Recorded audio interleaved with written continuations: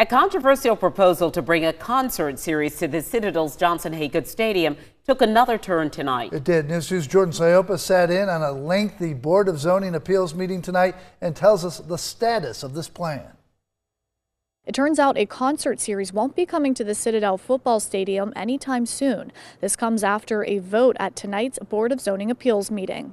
Plans to bring a concert series to the Citadel's Johnson Haygood Stadium came to a halt Tuesday night with a vote from the City of Charleston's Board of Zoning Appeals. All in favor, please say aye. Aye. Any opposed? The board voted in favor of affirming the decision of the zoning administrator who previously ruled the concert series was not permitted, pointing to the level of intensity and the, quote, lack of a connection between the concert series and the approved school use. The Citadel then filed an appeal. Nobody over the course of 100 years thought concerts were not allowed at Johnson Haygood because we had them and all kind of other things from 1923 until January. We're talking about a living, breathing downtown neighborhood where these houses are 100 yards from that stadium. Compelling arguments were made by both sides of the matter in a packed meeting room. The stadium falls under the school overlay in a diverse residential or DR1F zone district.